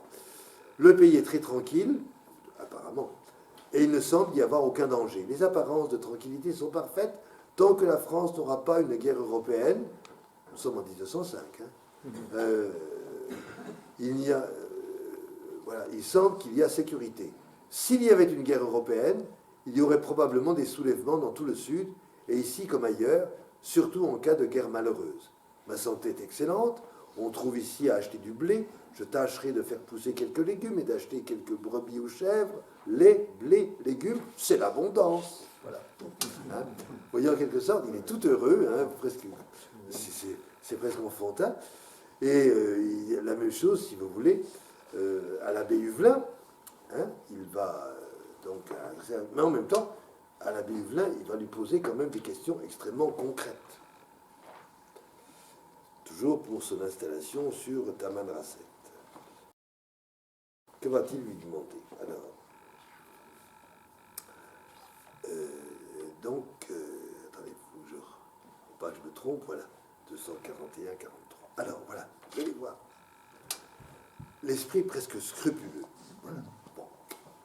Donc, je suis bien mieux ici qu'à Beniabès, ce hameau perdu où je serai souvent 6 mois et plus sans lettres, quoique, justement, c'est ce qui va se produire en décembre 1907, et là, je veux dire, cette absence de courrier, ça va lui être cataclysmique. Donc, ni visage français, quoiqu'il sera toujours heureux de recevoir, d'avoir quelques militaires passant par là, parce que ça lui permettra de dire la messe. Sinon, il ne peut pas. Bon.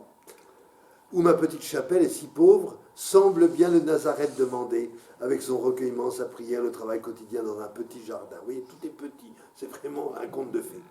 Faut-il rester ici, sans jamais retourner à Béni-Abbès ni ailleurs, me regarder comme mort et enseveli ici avec le Christ, dans sa vie de Nazareth, et prier le révérend Père Guérin de faire tout ce qu'il voudra de ce que j'ai laissé à Béni-Abbès, comme si j'étais mort. J'en suis bien tenté. J'ai ici le Nazareth désiré. Que cherchais-je de plus? Ce que je ferai ailleurs, le Père Guérin peut, s'il le veut, le faire faire par d'autres et le faire faire bien mieux. Disons, c'est absolument extraordinaire. Donc les os se débrouillent, moi je reste chez moi dans mon ermitage de Tamanrasset. Faut-il chercher à avoir ici un ou des compagnons? Je ne suis porté qu'à abandonner cela à Jésus, qui sait ce qu'il faut, qui peut tout, à qui tout est si facile, à accepter un ou des frères, s'il en vient de disposer à cette vie, mais à ne pas dire un mot, ni à faire un pas pour en avoir, à imiter sa vie de mon mieux et à lui abandonner le reste, ne lui demandant, même dans la prière, pas autre chose que la gloire de son nom, l'arrivée de son règne et l'accomplissement de sa volonté sur la terre comme au ciel.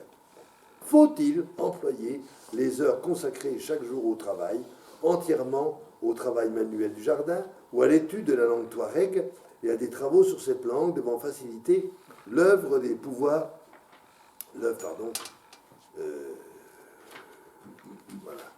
des ouvriers évangéliques, ou partie à l'un, partie à l'autre. Je suis enclin au dernier parti, ne pas délaisser tout à fait l'humble et cher travail des mains, et cependant donner pour un temps la part principale à la confection d'un lexique et d'une grammaire touareg, c'est ce qu'il va faire, et la traduction en touareg de certaines parties de l'écriture sainte. Si vous êtes d'avis que je continue ces travaux de langue touareg, quelle partie de l'écriture sainte traduire? Je crains de me jeter dans de trop longs travaux et de me retirer pour trop longtemps à l'humble jardinage de l'ouvrier fils de Marie. Les 4 évangiles sont traduits. Il me semble qu'en traduisant, vous allez voir, une partie de l'ecclésiastique, quelques passages de la sagesse, les passages les plus importants de la Genèse, ce sera suffisant et que je ne dois pas me laisser entraîner à davantage. Si vous êtes d'avis que je conserve mon installation Béni-Abbès, etc. Bon, vous voyez. Donc, là, il est vraiment pied et poing lié à la vie. Bon, c'est très bien. Je veux dire que là, c'est le directeur qui, de loin, à des milliers de kilomètres, doit en quelque sorte régler la vie de cet ermite qui prend ainsi pied dans le Hogar saharien. Bon. Et puis, dans la correspondance avec Monseigneur Guérin, là, il y a un certain nombre de... Là, je vais m'arrêter parce que il se rend compte qu'il faut prendre une décision et que c'est le réel qui va commander. Ça, c'est important. Il va donc évangéliser, mais autrement qu'en faisant de la propagande. Hein. Voilà, comme il le dit à Henri de Castres, le 28 octobre 1905, comment il entrevoit l'action évangélisatrice. C'est intéressant, ça. Hein. Apprivoiser leur amitié avec eux. Faire tomber le mur des préventions, d'ombrage et de défiance qui les séparent de nous. Ce n'est pas du tout du prosélytisme. Bon. Alors ça va donner des projets très concrets. Il dit, si on veut évangéliser ces pauvres nègres du Sahara, comme il les appelle, il faut que viennent ici Priscille et Aquila. Alors là, il fait référence évidemment à des compagnons de Paul. Qu'est-ce qu'il entend par là? Priscille et Aquila. Eh bien, il dit, c'est pas du tout en envoyant des missionnaires qui vont essayer de prêcher, ça ne marchera pas, mais il faut que sur place, il y ait des commerçants, et qu'ils soient des commerçants honnêtes, ce que n'étaient pas les commerçants locaux, donc, les indigènes. Donc là, qui étaient musulmans d'ailleurs, en plus. Bon, donc des commerçants honnêtes et qui entretiennent la meilleure amitié avec leur clientèle.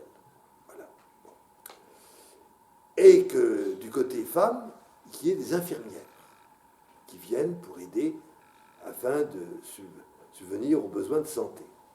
Et puis, il y a également un souci catéchétique. Et là, vous allez voir, c'est assez extraordinaire. c'est-à-dire combien il est tout à fait pédagogue. Il écrit en effet, c'est en 1907, le 21 novembre 1907, il écrit donc à son évêque. Non, c'est à la... attendez, non, c'est pas l'évêque qui va écrire, là. On va terminer par ça. Hein. Mais on voit comment... Alors...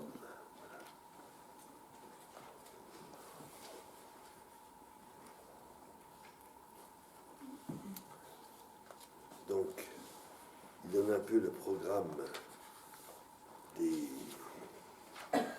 jours à venir, voilà. Il écrit donc à l'évêque, donc, mon bien-aimé père, il écrit le 21 novembre, fête de la présentation. Alors,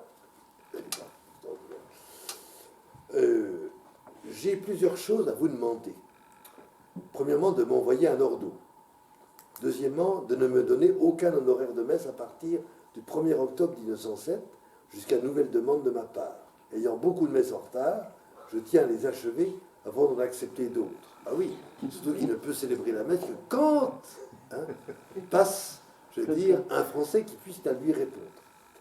De m'envoyer un petit résumé de mes recettes et dépenses de mon compte avec vous, afin que je vois combien il me faut que je mendie aux uns et aux autres. Dites-moi, c'est-à-dire mendie en France, dites-moi aussi si vous êtes riche en ce moment, et si, en cas de besoin, vous pouvez, sans vous gêner, m'aider pour les aumônes à faire si je traverse le Touat, et ce que coûtera mon voyage par le Touat. J'y vais bien simplement, vous le voyez. Quatrièmement, de payer mon abonnement aux actes pontificaux de Pustet, en demandant de continuer, c'est excellent, c'est 5 francs par an. Cinquièmement, un gros cadeau. Tâchez de m'avoir soit pour mon passage à El Golea, soit pour l'été prochain, de manière à ce que je puisse t'emporter au regard en automne, la Bible complète, en arabe, des jésuites de Beyrouth, avec les voyelles, le Khodja de Moussa, Bontaleb, sachant bien l'arabe en même temps que le Touareg.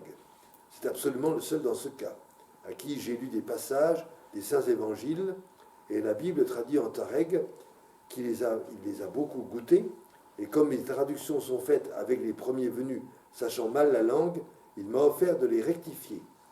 Pour que le travail soit bien fait, un bon texte arabe vaudrait bien mieux que ma traduction orale d'après la Vulgate. Bon, voilà donc, vous voyez, il travaille hardiment. Et puis, qu'est-ce qu'il va demander encore Oui, ceci. Si, donc il signe, voilà, votre humble enfant qui vous disait dévoué et affectionné dans tout son cœur, dans le cœur de bien-aimé Jésus, frère Charles de Jésus. Et puis un post-scriptum. Si au lieu de vous rencontrer à El Golea en mars, vous préfériez m'y voir en automne, faites-le moi savoir. Je remettrai à l'automne, bien que je préfère mars. Devant passer tout l'été à Beni Abbès, je ne serai pas si pressé, et je pourrai passer à El Golea une huitaine, le temps de causer longuement, qui est dans le silence, et de nous dire tout ce que nous avons à nous dire, mais pas davantage, car ce n'est pas ma place ni ma vie. Il serait utile de vous informer s'il existe une collection d'images en livres ou séparées, coloriées, ni trop petites ni trop laides, entre format carte visite et format album, cela suffirait, sur les diverses paraboles et les principaux passages de l'Évangile. Ce serait très utile. Ce serait une occasion de lire les principaux passages de l'Évangile tout en montrant les images dont ici on est si friand. Vous me feriez bien plaisir aussi en me faisant un autre petit cadeau.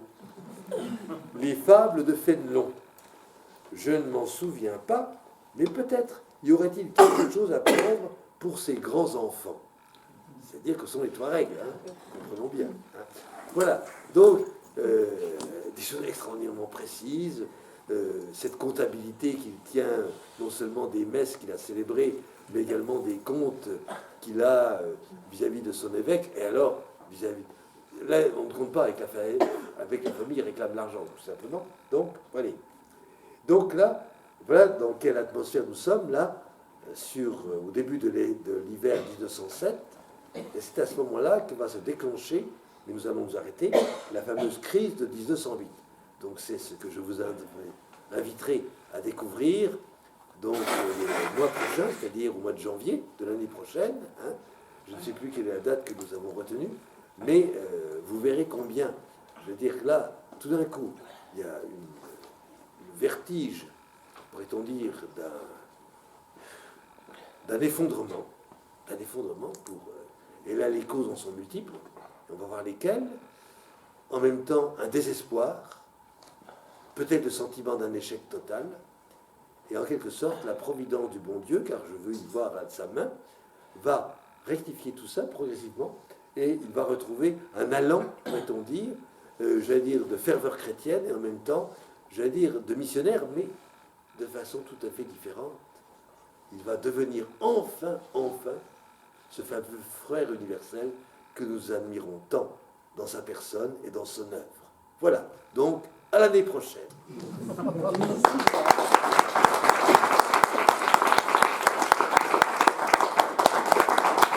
Si vous avez quelques questions.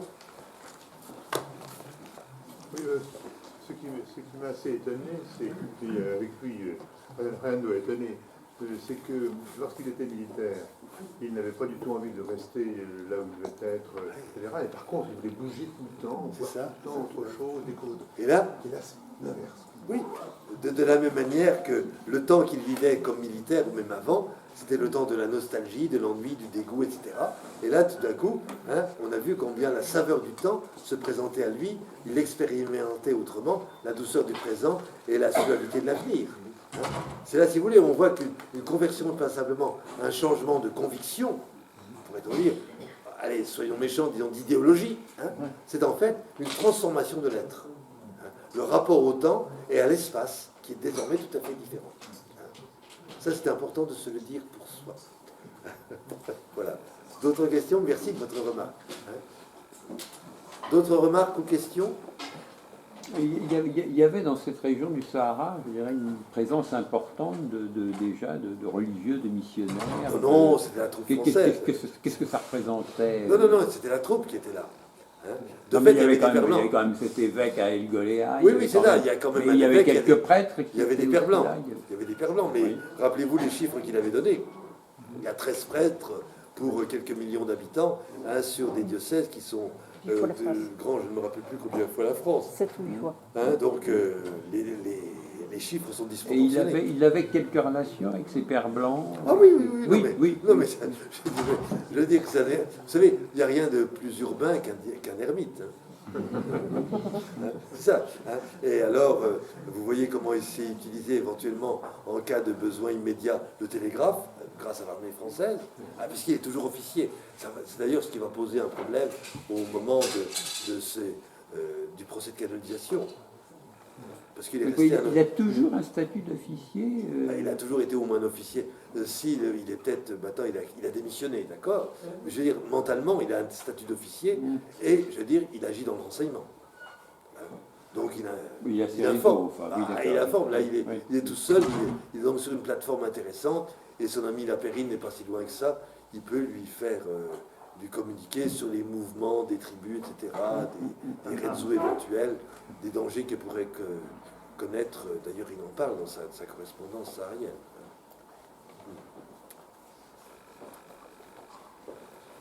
Voilà. Eh bien, écoutez, je vous souhaite, je vais dire, un bon repos maintenant. Et donc, au mois prochain.